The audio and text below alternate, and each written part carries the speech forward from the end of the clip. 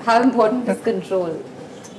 Control, I think, is a very dangerous commodity. Yeah. I think the attempt to control is a kind of a shortcoming that directors have, and the less you can control, the less you can come in the way of the movie getting made on its own, the better it is. You need a huge kaleja for that, I think, because in my case, starting out, I was very clear about what I wanted. That this guy has to sit down and say this line and get up and da-da-da, whatever, because my breakdown was based on that, and it was on paper, it was on my mind, and nothing could change. So if the actor came up with this thing that, you know what, I feel like saying this line standing, you know, how will it be? Then you've got to make him sit down because you don't know any better. And what if then the close-up will come like that, and then how is that continuity, blah, blah, blah, everything will get fucked up. So he better bloody sit down, and I better find a way of making him sit down without appearing to be rude to him. Intellectualize it. And then you got to intellectualize it, then you got to say, sir, wo kahani mein na wo sunlight, what he doesn't understand, and make him do it. But then but you know in your heart that that moment was true for him to stand and deliver. Then gradually, I think, you let that go and say, okay, what will happen? Yeah, you know, if he stands and says this, okay, so I can't take that shot and the edit will not turn out like that. So then what will happen? Is there a way out of that? Can we take the breakdown in this way? And then you start losing that control. And I feel that the few good things that I might have seen in my movies are coming from there, not from imposing a control, but actually giving it up.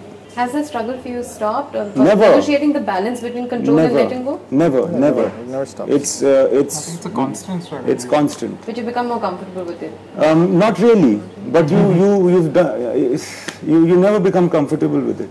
It's it's about being a director or playing a director. Yeah. It becomes that. Yeah. Once you tell an actor, also we work with actors who have their own mind, and it's a very sound mind.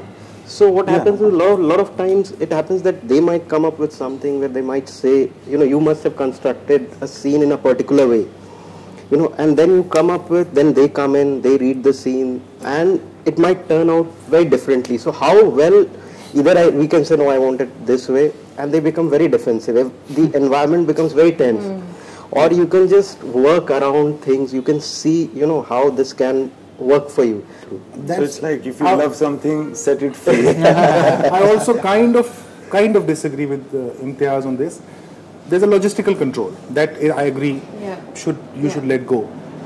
But there's a film that you thought when you started making that film, and slowly by losing this control, you may end up making a film that you were not set out to make. I'll give you an example of a great filmmaker, Stanley Kubrick, Eyes Wide Shut. He disowns that film. Yes. He said, I got so enamored, overawed by my stars that I did not make the film I wanted to make. And Stanley Kubrick. You have to keep a watch and still like when you're doing a film like Ravan, where what Imtiaz says will have to be done. This has to be shot like this. These shots are prepped like it, rigged like it. Don't move. Yeah. Okay? And there are scenes when I would shoot when I know this is a performance scene. Doesn't matter how you shoot it.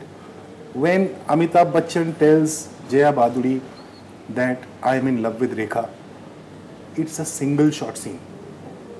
When Dilip Kumar tells Amitabh Bachchan ke तुम्हारी माँ बीमार है, हो सके तो देखा ना, single shot scene है. So some scenes are like that.